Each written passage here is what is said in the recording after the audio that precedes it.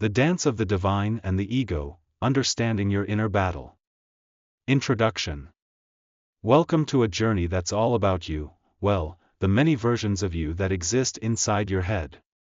We all have that inner voice, the one that sometimes cheers us on and other times, well, let's just say it can be a bit of a drama queen. That voice is your ego, and while it's been with you since day one, it doesn't always have your best interests at heart. But don't worry, this book isn't about silencing or battling your ego. Instead, it's about understanding it, laughing at its antics, and learning to dance with it in harmony with your higher self, the calm, wise voice that quietly whispers the truth. Think of this book as a friendly guide to navigating the ultimate showdown between your ego and your divine self. Along the way, you'll find stories from my own ego-driven misadventures, practical tips for embracing your inner wisdom, and a healthy dose of humor to remind you that it's okay to stumble. After all, life is a dance, and with a little practice, you can learn to let your higher self lead. So, lace up your shoes, and let's get started on this journey toward peace, purpose, and maybe a few good laughs along the way. 1. Chapter 1, The Birth of the Ego, How Did We Get Here? From innocence to identity, the ego's early days. We all start life in a state of pure innocency as babyies. There's no real sense of me or mine. We're just happy little creatures fully immersed in the moment without the weight of ego dictating our actions. Ever notice how babies don't get embarrassed when they fall or cry in public? They're free from that internal voice that says, "What will people think?" That's because the ego hasn't arrived yet, but as we grow the story changes.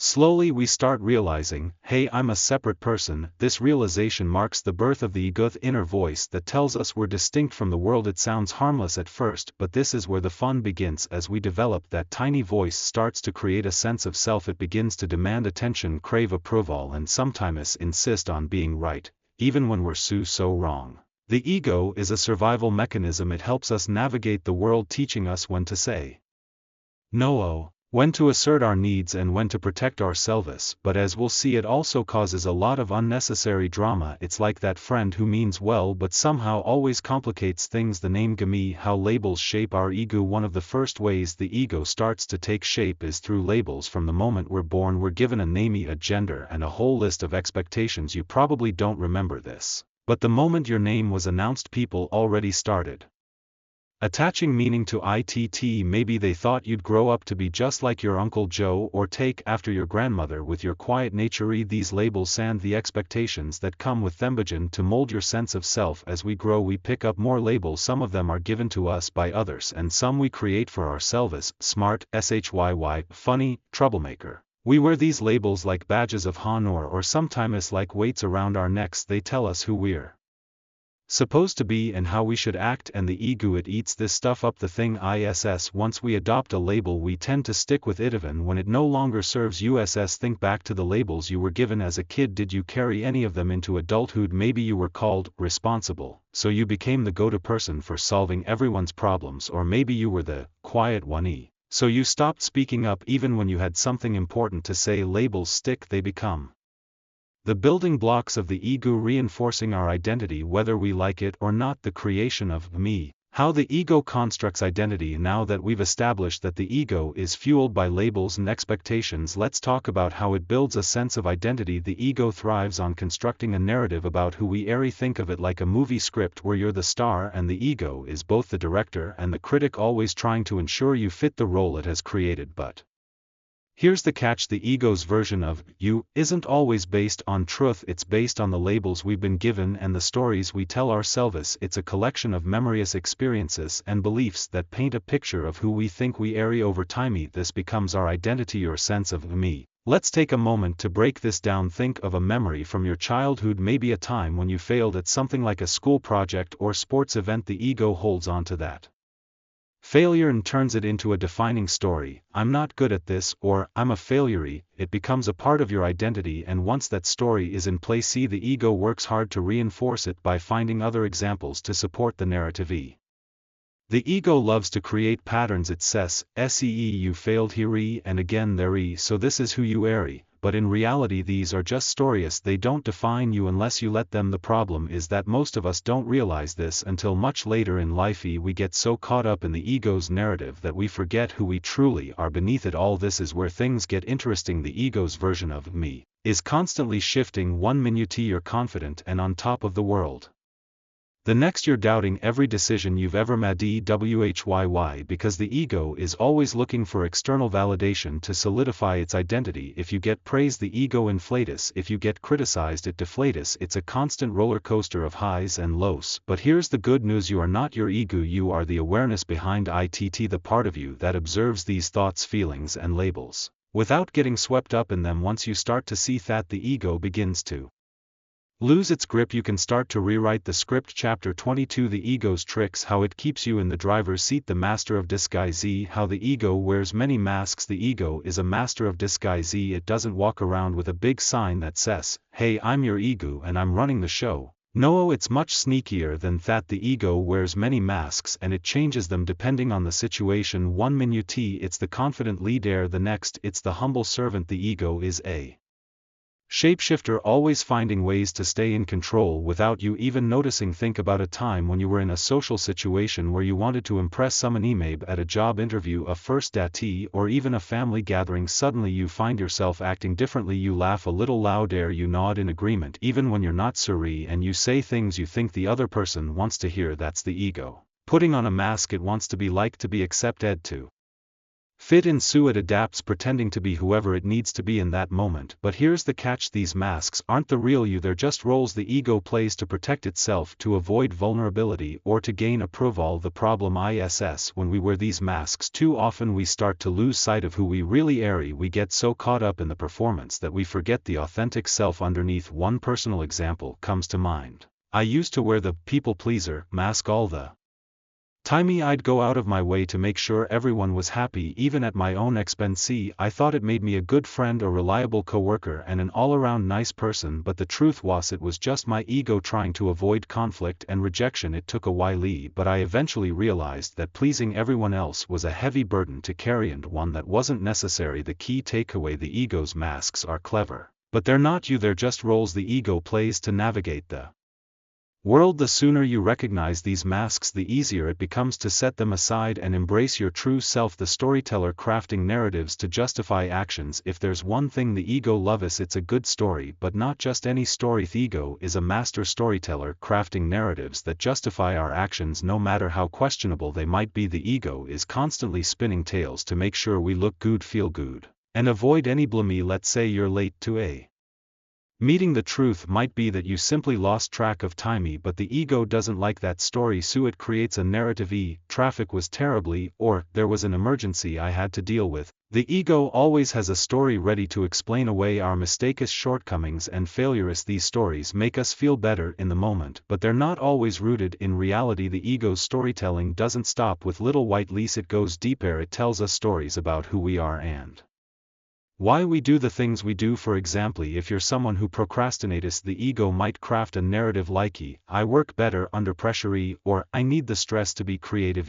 These stories might help you justify procrastination, but they also keep you stuck in a pattern that might not be serving you. The danger with these narratives is that they can become self-fulfilling prophecies. The more you believe the ego's stories, the more they shape your reality. If the ego tells you you're bad at something, you might avoid it altogether, reinforcing the belief that you're bad at it.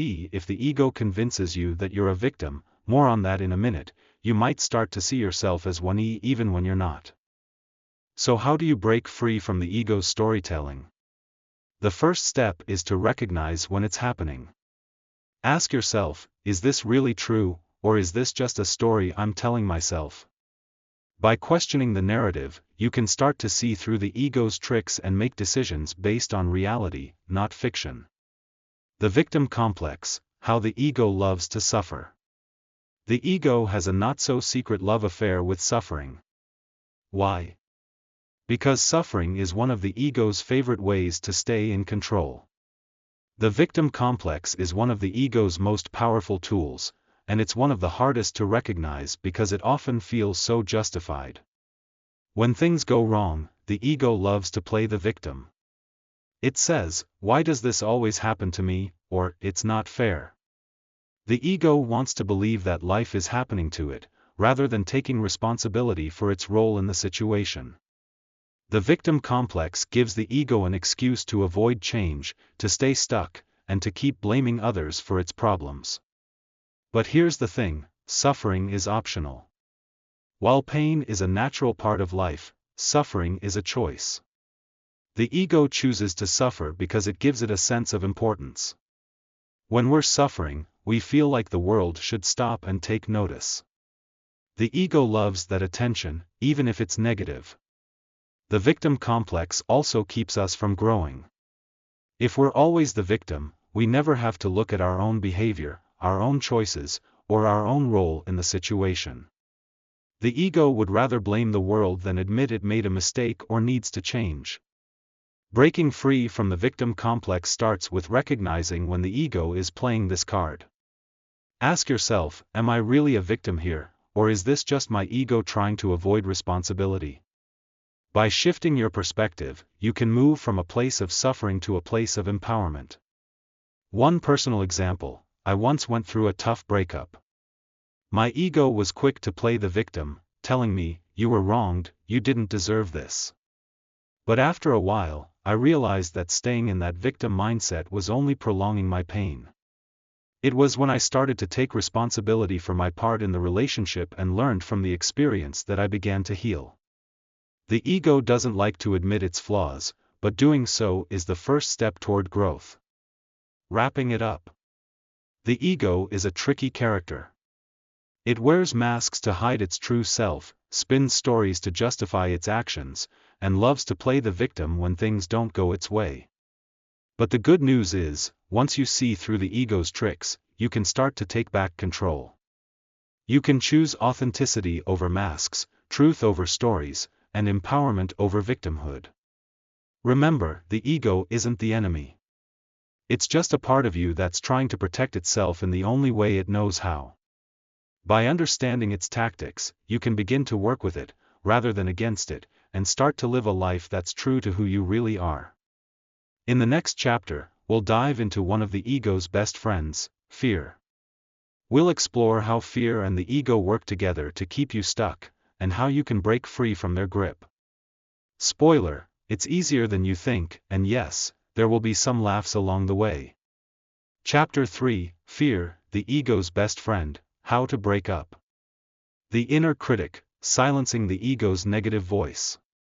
Let's face it, we all have that little voice in our heads that just won't quit. You know the one I'm talking about, the voice that chimes in with, "You're not good enough, you're going to mess this up," or my personal favorite, "Who do you think you are?"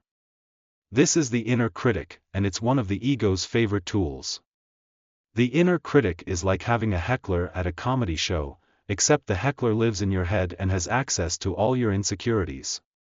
The ego uses this voice to keep you in check, to keep you from taking risks, and, ultimately, to keep you from growing.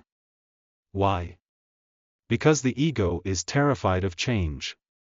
It wants you to stay exactly where you are, safe and sound in your comfort zone. But here's the thing, the inner critic is not the truth. It's just noise, a series of thoughts that don't define who you are or what you're capable of. The problem is, we often believe this voice without questioning it. We take its words as gospel, letting it dictate our actions and limit our potential. So, how do you silence the inner critic? The first step is to recognize it for what it is, just thoughts, not facts. When the inner critic starts up, take a moment to question it. Ask yourself, is this really true? More often than not, you'll find that the answer is no. You are good enough, you are capable, and you do have something valuable to offer. Another technique is to replace the inner critic's voice with a more supportive one. Imagine if a friend came to you with the same doubts and fears, how would you respond?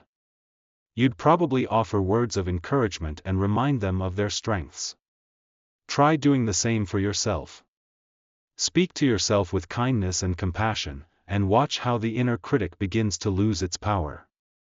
One personal example, I used to let my inner critic run the show, especially when it came to trying new things. The voice in my head would say, "You're going to fail, so why bother?" But one day, I decided to talk back. I started saying, "Even if I fail, I'll learn something." And you know what? That simple shift in perspective made all the difference. The inner critic lost its grip, and I found the courage to step out of my comfort zone. Fear of failure, the ego's biggest fear. If there's one thing the ego hates more than anything, it's failure. The fear of failure is the ego's biggest fear, and it will do everything in its power to avoid it. The ego equates failure with worthlessness, and that's something it simply can't tolerate. Think about it. How many times have you stopped yourself from trying something new because you were afraid of failing? Maybe you didn't apply for that dream job because you thought you weren't qualified enough. Or perhaps you didn't ask someone out because you feared rejection. That's the ego talking, keeping you stuck in place because it's terrified of what might happen if you don't succeed. But here's the reality: failure is not the end of the world. In fact, failure is often the best teacher. It's how we learn, grow, and ultimately become better versions of ourselves. The problem is, the ego doesn't see it that way. It sees failure as a personal attack, a threat to its very existence. The truth is, failure is an inevitable part of life. Everyone fails at something at some point. It's how you respond to failure that matters. Do you let it define you, or do you use it as a stepping stone to success? The ego wants you to do the former, but your higher self knows better. One way to overcome the fear of failure is to reframe it.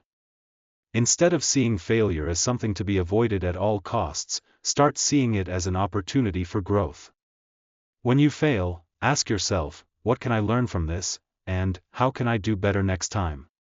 This mindset shift takes the sting out of failure and turns it into a valuable experience. Remember, the most successful people in the world have failed, often many times. What sets them apart is their ability to pick themselves up, learn from their mistakes, and keep going. The fear of failure is natural, but it doesn't have to control you. The more you face it, the less power it has. Breaking up with fear, reclaiming your courage. Now that we've talked about the inner critic and the fear of failure, it's time to tackle the big one: breaking up with fear altogether. Fear is the ego's best friend, its trusty sidekick that keeps you from taking risks and stepping into the unknown. But here's the good news: you don't have to let fear run your life. Breaking up with fear doesn't mean you'll never feel afraid again. That's impossible. Fear is a natural human emotion, and it has its place. But it does mean that fear no longer gets to call the shots. You are in control, not your fear. The first step in breaking up with fear is to confront it head-on. Ask yourself, what am I really afraid of? Often, when you dig deep, you'll find that the fear isn't as big or as scary as you thought. Maybe you're afraid of public speaking because you're worried about being judged. But when you really think about it, you realize that most people aren't as critical as you imagine. Once you face your fear, it starts to lose its power. Another powerful technique is to take small steps outside your comfort zone. If you're afraid of failure, start by setting small, achievable goals. Each time you accomplish one, your confidence grows, and your fear shrinks. The more you step into your fear, the more courage you build. It's also important to remember that courage isn't the absence of fear, it's taking action despite the fear. Every time you choose to act in the face of fear, you reclaim a little more of your power. You show the ego that it doesn't control you, and with each act of courage, the ego's grip loosens. Here's a personal example: I used to be terrified of public speaking. My ego would kick into overdrive, telling me all the ways I could fail, embarrass myself, or look foolish. But I knew that if I let fear win, I'd never grow.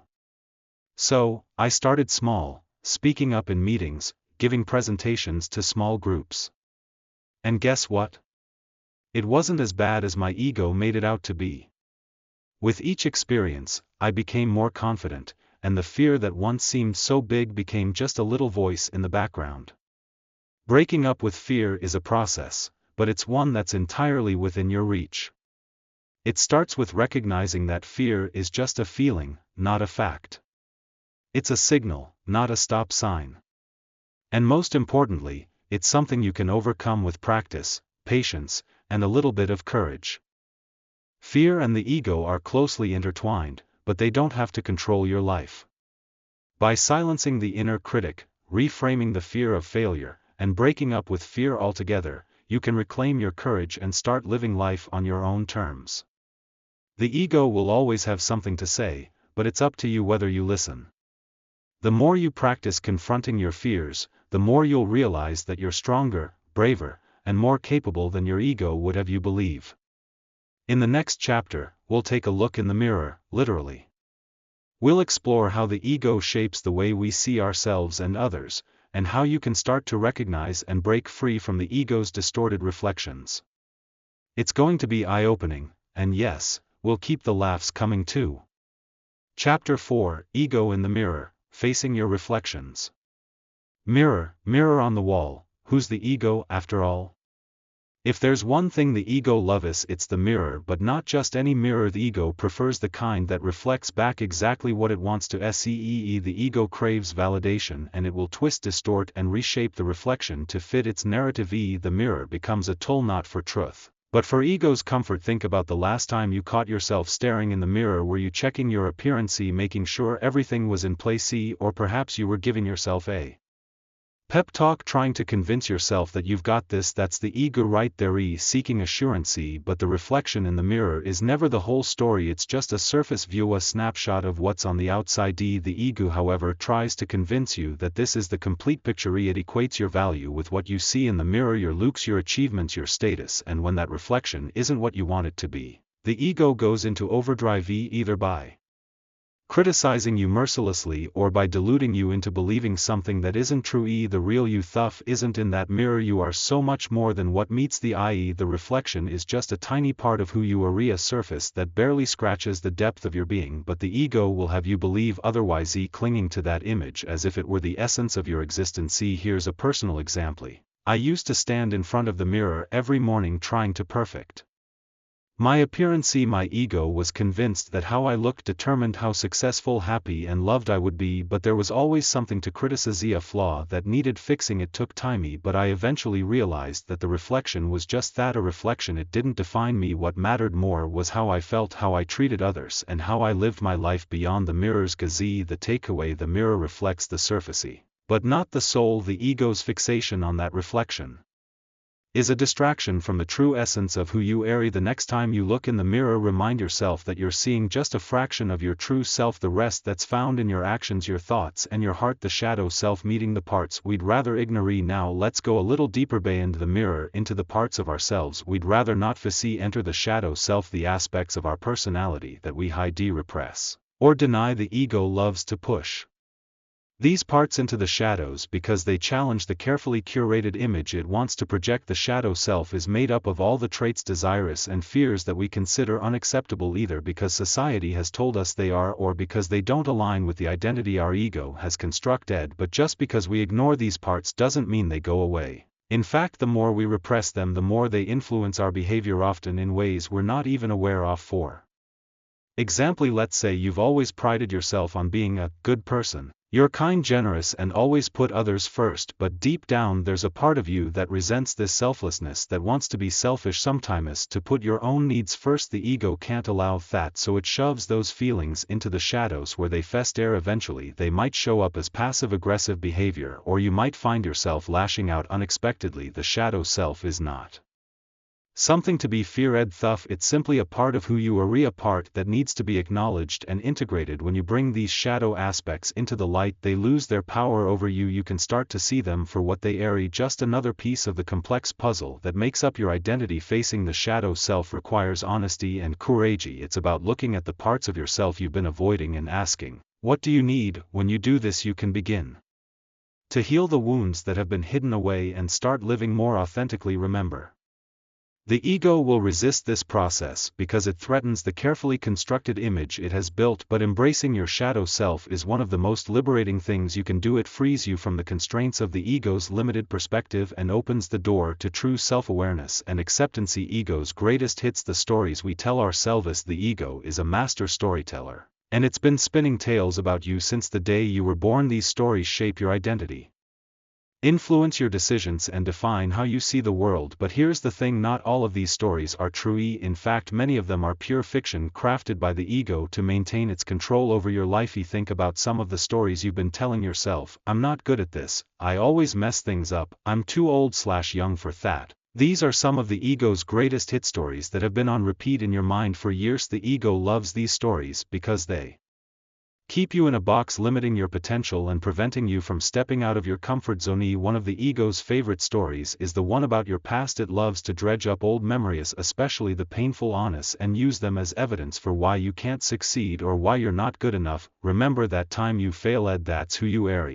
The ego whispers, but your past does not define you. It's just a collection of experiences, and the stories the ego tells about those experiences are just that, stories. The problem with these stories is that they're so ingrained in our minds that we start to believe them without question. We let them dictate our actions and limit our possibilities. But here's the truth: you are not your stories, you are the one who creates them, and just as easily you can rewrite them. One way to start rewriting your stories is to challenge them. When the ego tells you, "You're not good at this," ask yourself, is that really true, or is it just a story I've been telling myself for so long that I've come to believe it? More often than not, you'll find that these stories are based on old fears and insecurities, not on the reality of who you are today. Another approach is to create new stories, positive, empowering ones that align with the person you want to be. Instead of saying, "I'm always going to fail," try saying, "I'm learning and growing every day." These new stories might feel strange at first, but the more you tell them,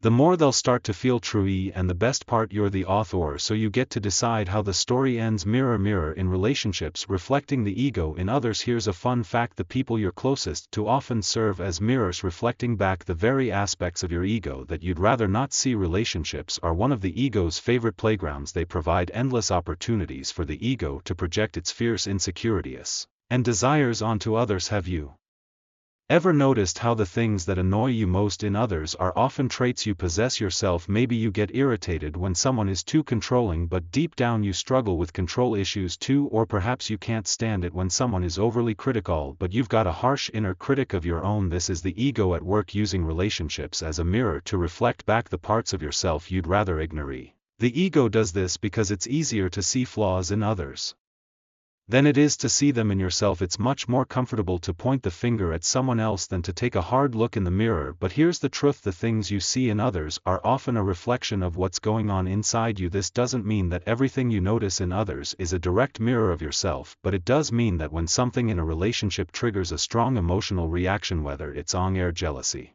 or frustration, it's worth taking a step back and asking, what is this showing me about myself? One of the biggest lessons I've learned in relationships is that the ego loves to create drama. It thrives on conflict because conflict gives it a chance to be right, to win, or to play the victim. But when you start to see relationships as mirrors, you can begin to move beyond the ego's need for drama. You can start to use these reflections as opportunities for growth and self-awareness. The key to using relationships as mirrors is to approach them with curiosity rather than judgment. Instead of saying, "Why is this person so difficult?" ask, "What is this person showing me about myself?" This shift in perspective can be incredibly powerful, helping you to see your own ego more clearly and to work on the areas that need attention. In my own life, I've found that the most challenging relationships are often the ones that teach me the most. They force me to confront my own ego, to see the ways in which I'm contributing to the conflict, and to take responsibility for my part in the dynamic. It's not always easy, but it's always worth it. Facing the ego in the mirror is one of the most challenging and rewarding things you can do. Whether it's through your reflection, your shadow self, the stories you tell, or the relationships you navigate, the ego is always showing you something about yourself. The ego's reflection is not the full picture. It's just one aspect of who you are, and it's often distorted by fears, insecurities, and old patterns. But by recognizing these distortions, by meeting your shadow self with compassion, and by challenging the stories that no longer serve you, you can start to see beyond the ego's limited perspective. Remember, the mirror reflects the surface, but the true you lies much deeper. The more you connect with that deeper self, the one beyond the ego, the more you'll find peace, authenticity, and freedom. And the best part? You'll start to see the beauty in the reflections all around you, not just in the mirror, but in every aspect of your life. In the next chapter, we'll explore how the ego plays out in relationships, the good, the bad, and the downright funny. We'll look at how the ego's need for control, validation, and approval can create all kinds of interesting dynamics, and how you can start to navigate these with a little more awareness, and a lot more humor. Stay tuned, because things are about to get real. Chapter 5, Relationships and the Ego, When Two Egos Tango. The ego dance, how we step on each other's toes. Relationships are like a dance, but when the ego gets involved, it's less of a graceful waltz and more of a clumsy tango where toes get stepped on. The ego loves to take the lead in relationships, dictating how we interact with others and often turning simple missteps into full-blown stumbles. Have you ever noticed how easy it is to get into petty arguments with someone you're close to? Maybe it starts with something small, a comment about the dishes not being done or a missed text message. But before you know it, the ego has escalated the situation into a dance-off, each of you trying to prove who's right. The ego thrives on this kind of back and forth because it feeds on conflict. It loves to be the star of the show, even if that show is a dramatic soap opera of misunderstandings. The problem is, when both egos are leading, it's impossible to move in harmony. Instead of working together, you're working against each other, each trying to protect your own interests, your own pride. The result? A dance that leaves both partners feeling frustrated, unheard, and disconnected. Here's where things get tricky: the ego is a master at disguising its intentions. It convinces you that you're justified in your actions, that you're just standing up for yourself or trying to communicate your needs. But often, it's really about control over the situation, over the other person, or even over how you're perceived. One personal example comes to mind. I once got into a ridiculous argument with a friend over something as trivial as which route to take to a restaurant. My ego insisted that my way was better, faster, more efficient. It wasn't about the route, it was about being right. In hindsight, it's laughable how something so small could turn into a major point of contention, but that's the ego for you. The key takeaway? Recognize when your ego is leading the dance. The next time you feel the urge to dig your heels in or insist on your way, take a step back. Ask yourself, is this really about the issue at hand, or is it about my ego wanting to be in control? By letting go of the need to be right, you can start to move in sync with the other person, creating a relationship that flows with ease rather than stumbling through unnecessary conflict. The blame game, passing the buck in relationships. If the ego had a favorite pastime, it would be the blame game. When something goes wrong in a relationship, the ego's first instinct is to point the finger at someone else. It's a defense mechanism designed to protect itself from criticism, guilt, or the discomfort of admitting fault. After all, if it's someone else's fault, then the ego doesn't have to take responsibility. But here's the problem with the blame game: it's a lose-lose situation. When you're busy passing the buck, you're not solving the problem, you're just avoiding it. The more you blame others, the more tension builds, and the further you drift from genuine connection. Think about the last time you got into a disagreement with someone. Maybe you were late to a meeting because your partner took too long to get ready. Or perhaps you forgot an important date because you were swamped with work. The ego's natural response is to say, it's their fault. Or, if they hadn't done this, I wouldn't have done that. This shifting of blame might make you feel better in the moment, but it does nothing to address the underlying issue. Blame also creates a wall between you and the other person. It's like saying, "This is your problem, not mine," which instantly puts the other person on the defensive. Instead of working together to find a solution, you're each defending your own territory, digging trenches rather than building bridges. So how do you break the blame cycle? Start by taking responsibility for your part in the situation. Even if you're not entirely at fault, acknowledge what you could have done differently. This doesn't mean taking all the blame, it means being honest about your role. When you take responsibility, you create space for the other person to do the same. It shifts the conversation from one of blame to one of understanding and resolution. One time, I found myself blaming a colleague for a project that didn't go as planned. My ego was quick to point out their mistakes, but when I really thought about it, I realized I hadn't communicated my expectations clearly. Once I admitted that, the blame game ended, and we were able to work together to fix the issue. Taking responsibility wasn't easy, but it led to a much better outcome than if I had continued to pass the buck. Ego and expectations, setting ourselves up for disappointment. Expectations are a tricky thing in relationships. On one hand, they're natural, we all have hopes and desires for how we want others to treat us. On the other hand, expectations are often the ego's way of setting us up for disappointment. When our expectations aren't met, the ego takes it as a personal affront, leading to feelings of resentment, frustration, and disillusionment. The ego loves to create a mental checklist of how others should behave. They should know what I need without me asking, they should always support me no matter what, or they should never let me down.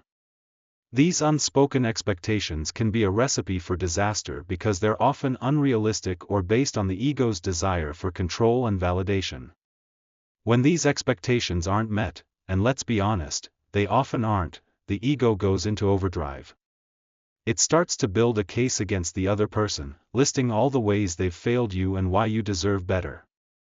This can lead to a cycle of disappointment and resentment that's hard to break. One of the biggest lessons I've learned in relationships is that expectations, when left unchecked, can be a major source of conflict. The ego's expectations are often based on what we want from others, not on what they're capable of giving. This disconnect creates a gap between reality and desire, and when that gap isn't bridged, disappointment sets in. So how do you manage expectations without letting the ego take over? Start by being honest about what you really need and communicating those needs clearly. It's not fair to expect others to read your mind, and it's even less fair to hold them accountable for expectations they didn't know existed. By being upfront and open, you give the other person a chance to meet your needs, rather than setting them up for failure. Another approach is to check in with your expectations regularly. Ask yourself, are these expectations realistic, and am I expecting this person to fulfill a need that I should be addressing myself? By questioning your expectations, you can start to separate the ego's demands from what's truly important. One time, I had unrealistic expectations of a friend who I thought should always be available whenever I needed to talk. When they weren't, I felt hurt and let down. But when I took a step back, I realized that my expectation was unfair. I was placing too much pressure on them to meet my emotional needs. When I adjusted my expectations and took responsibility for my own well-being, our relationship improved, and the disappointment faded. Relationships are one of the ego's favorite arenas, a place where its need for control, validation, and protection often takes center stage.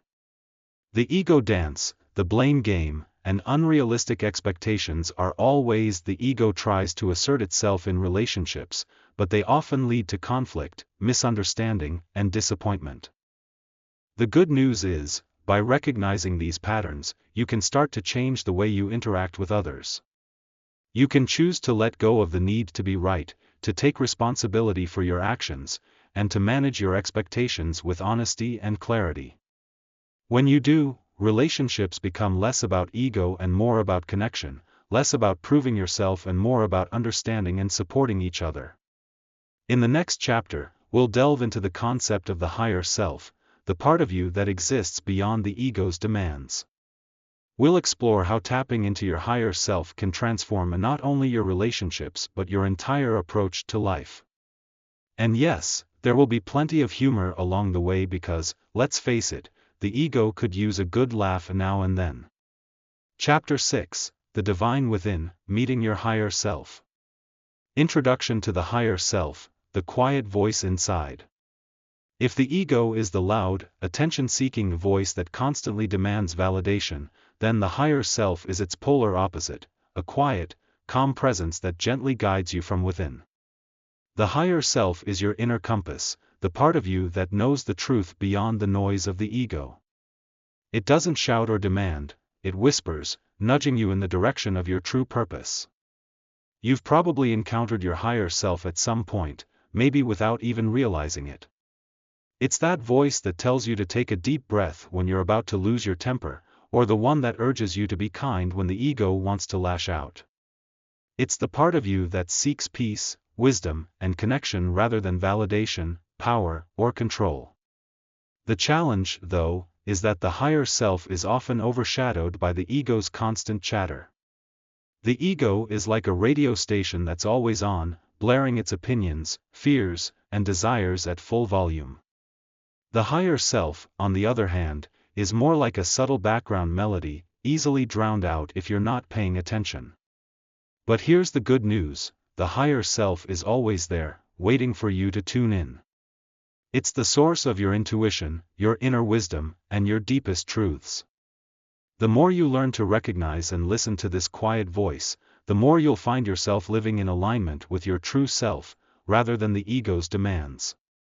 One personal example, I used to struggle with making decisions, constantly second-guessing myself and agonizing over whether I was doing the right thing. My ego was always in the driver's seat, steering me toward choices that looked good on the outside but didn't necessarily feel right on the inside. It wasn't until I started paying attention to that quiet voice, my higher self, that I began making decisions that truly resonated with me. The shift was profound. I found a sense of peace and clarity that had been missing for years. The higher self's role, your inner guide and counselor. So, what exactly is the role of the higher self in your life? Think of the higher self as your inner guide and counselor, the part of you that always knows what's best, even when the ego is throwing a tantrum.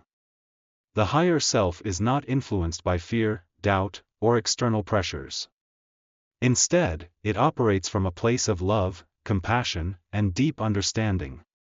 One of the most important roles of the higher self is to help you see beyond the ego's illusions. While the ego is focused on maintaining its identity, through achievements, status, and the opinions of others, the higher self is concerned with your soul's growth. It encourages you to pursue what truly matters, even if it doesn't align with the ego's idea of success. The higher self is also your greatest source of wisdom. When faced with a difficult decision, the higher self provides insights that the ego simply can't access. While the ego is busy weighing pros and cons, worrying about what others will think, and trying to predict every possible outcome, the higher self cuts through the noise with a simple, clear message: this is the path you need to take. But the higher self doesn't just offer guidance in big, life-changing decisions. It's there in the small moments too, reminding you to be patient with a difficult colleague, to forgive someone who's hurt you, or to take a break when you're overwhelmed. It's the voice that says, you're enough just as you are, even when the ego insists you need to do more, be more, achieve more. The challenge, of course, is learning to listen to the higher self when the ego is pulling you in the opposite direction. The ego thrives on control and certainty, while the higher self is comfortable with surrender and trust. It's not always easy to choose the latter, but the more you do, the more you'll find yourself aligned with your true purpose and living a life that feels authentic and fulfilling. The ego versus higher self, learning to listen to the right voice. If you've ever felt torn between two conflicting voices in your head, one urging you to take a risk, the other warning you to play it safe, you've experienced the tug-of-war between the ego and the higher self. The ego and the higher self are like two sides of the same coin, constantly vying for your attention. The ego is loud, insistent, and often fear-driven. It's the voice that tells you to stay in your comfort zone, to seek approval, and to avoid anything that might make you look foolish or vulnerable. The higher self, on the other hand, is calm, steady, and rooted in love. It encourages you to step into the unknown, to trust yourself, and to pursue what truly matters, even if it's scary. So how do you learn to listen to the right voice? The first step is to become aware of when the ego is speaking. The ego's voice is often filled with fear, doubt, and a need for control. It thrives on what-ifs, worst-case scenarios, and a never-ending list of reasons why you shouldn't do something. When you hear this kind of chatter, pause and ask yourself, is this my ego talking? Once you've identified the ego's voice, the next step is to tune into the higher self. The higher self's voice is usually quieter, more intuitive. It doesn't demand attention or try to convince you with elaborate arguments.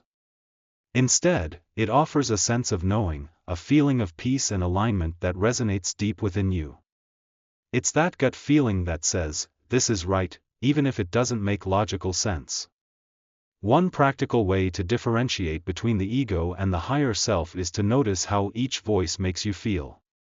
The ego often leaves you feeling anxious, stressed, or uncertain.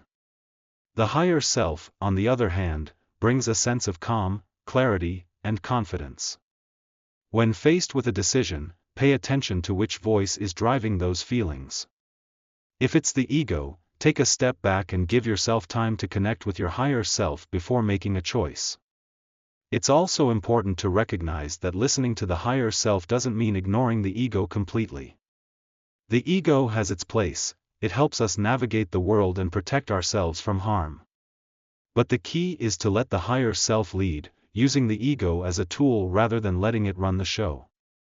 Remember, the higher self isn't concerned with what others think, with external validation, or with maintaining a certain image. It's only concerned with what's true for you. The more you listen to this voice, the more you'll find yourself living in alignment with your authentic self. Recognizing the divine signs you're tapping into your higher self. So, how do you know when you're truly connecting with your higher self? There are several signs that indicate you're tapping into the divine within you, and they often show up in subtle yet profound ways. One of the most common signs is a deep sense of inner peace. When you're aligned with your higher self, there's a feeling of calm and contentment that permeates your being. Even in the midst of chaos, you feel grounded and centered, knowing that you're on the right path. This peace isn't dependent on external circumstances, it comes from within, from knowing that you're living in alignment with your true self. Another sign is a heightened sense of intuition. The higher self communicates through intuition, offering insights and guidance that the ego simply can't access. When you're tapped into your higher self, you'll find that your instincts are sharper, your decisions are clearer, and you're more attuned to the subtle messages the universe is sending your way. You might start to notice synchronicities, those seemingly coincidental events that align perfectly with your intentions, more frequently, a sign that you're in flow with the divine. A third sign is the ability to let go of fear. When you're connected to your higher self, fear no longer has the same grip on you. You start to see challenges as opportunities for growth rather than threats to your security. You're more willing to take risks, to step out of your comfort zone, and to trust that everything will work out as it's meant to.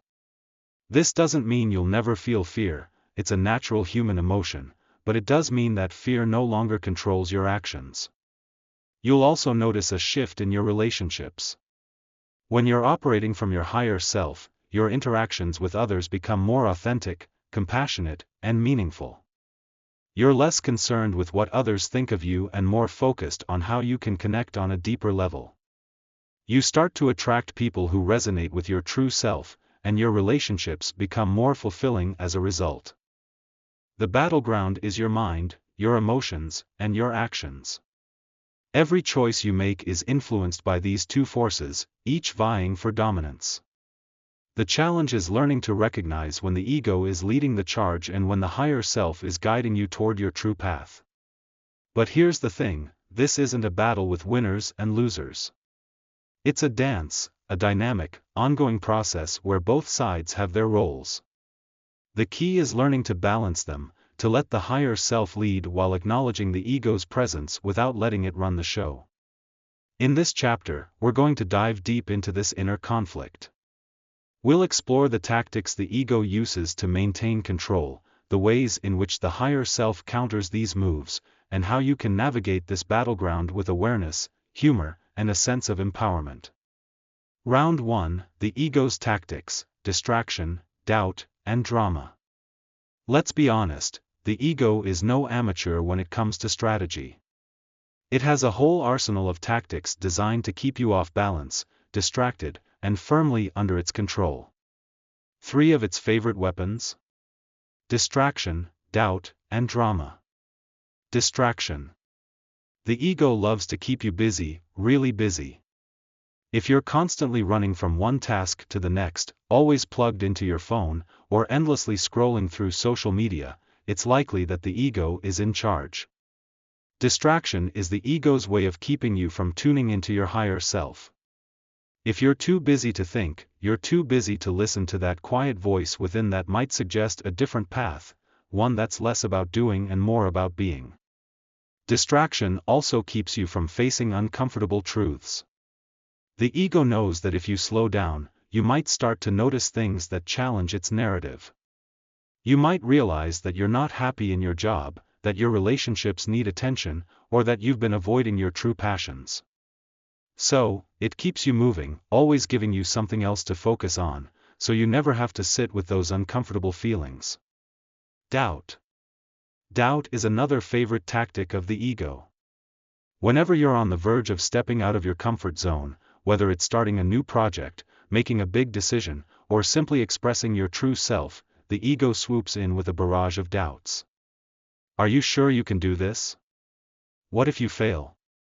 What will people think? The ego plants seeds of doubt to keep you from taking risks. It wants you to play it safe, to stick with what's familiar, even if that means staying stuck in a situation that no longer serves you. Doubt makes you second-guess your abilities, your choices, and even your worth. It's the ego's way of keeping you small, preventing you from stepping into your full potential. Drama. And then there's drama. The ego loves to stir things up, especially in relationships. Drama is the ego's playground, where it can inflate small issues into major conflicts, create misunderstandings, and keep you emotionally entangled in situations that distract you from what really matters.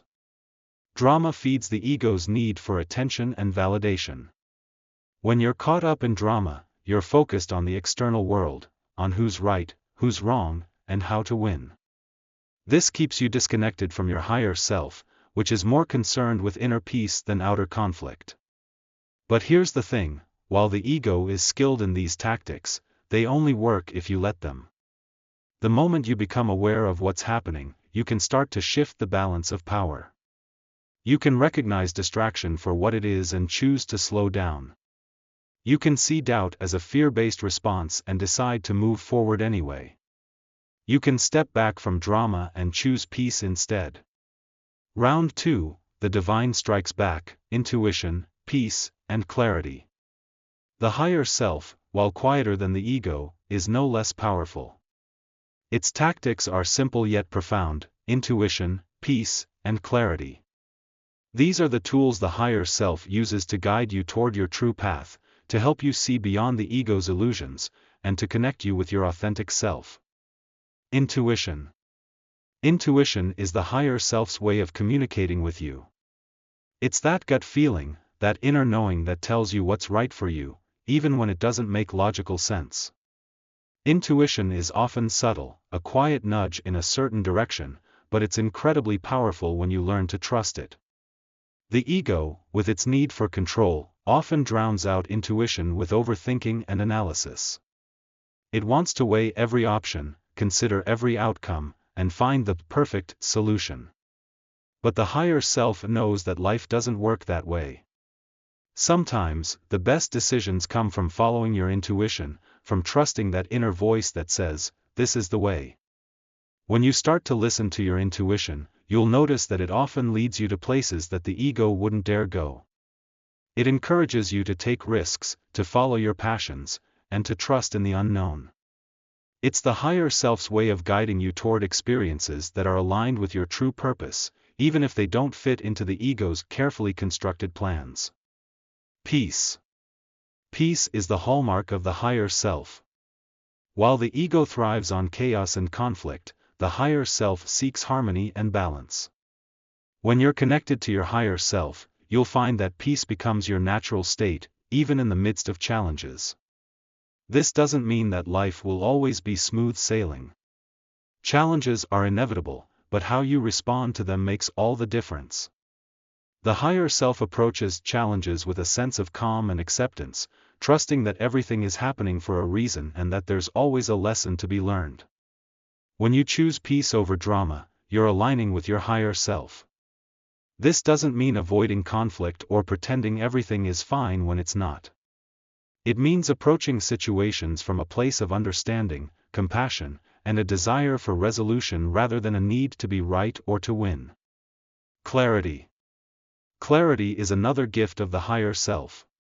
While the ego often leaves you feeling confused, conflicted, and uncertain, the higher self brings clarity to your thoughts and decisions. When you're connected to your higher self, you'll find that your mind is clear, your path is illuminated, and your choices are aligned with your true values. Clarity comes from within. It's not about having all the answers or knowing exactly what the future holds. It's about trusting that you're on the right path, even if you can't see the whole picture yet. Clarity allows you to move forward with confidence, knowing that you're guided by something greater than the ego's fears and doubts. The power struggle, recognizing when the ego is in control. The power struggle between the ego and the higher self is ongoing. Some days, the higher self takes the lead, guiding you with intuition, peace, and clarity. Other days, the ego seizes control, pulling you into distraction, doubt, and drama. The key is to recognize when the ego is in control and to gently steer yourself back toward your higher self. One of the signs that the ego is in control is when you feel a sense of urgency or desperation. The ego operates from a place of fear, so when it's running the show, you might feel like you need to make decisions quickly, to control every aspect of your life, or to prove something to others. This sense of urgency is a red flag that the ego is leading, not the higher self. Another sign is when you find yourself caught up in negative emotions, anger, jealousy, resentment, or anxiety. These emotions are often rooted in the ego's fears and insecurities, and they can cloud your judgment, making it difficult to hear the higher self's voice. When you notice these emotions taking over, it's a signal to pause, breathe, and reconnect with your higher self. On the flip side, when the higher self is in control, you'll feel a sense of ease and flow. Things seem to fall into place, and even when challenges arise, you approach them with a sense of calm and confidence. You're more focused on the present moment, less concerned with what others think, and more in tune with your inner wisdom. The power struggle between the ego and the higher self is not something to be feared. It's a natural part of being human. The goal is not to eliminate the ego, it's to bring it into balance with the higher self. By recognizing when the ego is in control and choosing to listen to your higher self instead, you can navigate this power struggle with grace and awareness. The aftermath, living with the results of your inner showdown. So, what happens after the showdown? What does life look like when you start to let the higher self take the lead? The aftermath of this inner battle is not about winning or losing, it's about finding a new way of living that's aligned with your true self. When you start living from your higher self, you'll notice some significant changes in your life. First and foremost, there's a sense of inner peace that becomes your new normal. The constant anxiety, stress, and need for control that the ego thrives on begin to fade away, replaced by a deep sense of trust in yourself and the universe. You'll also find that your relationships improve. When you're connected to your higher self, you're more compassionate, understanding, and patient with others. You're less likely to get caught up in drama or to react from a place of ego. Instead, you approach your relationships with a sense of empathy and a desire for genuine connection. Your decisions become clearer and more aligned with your true values. You're no longer swayed by the ego's need for validation or approval. Instead, you make choices based on what feels right for you, even if it's not the most popular or logical option. This leads to a greater sense of fulfillment and purpose in your life, as you start to live in alignment with your true self.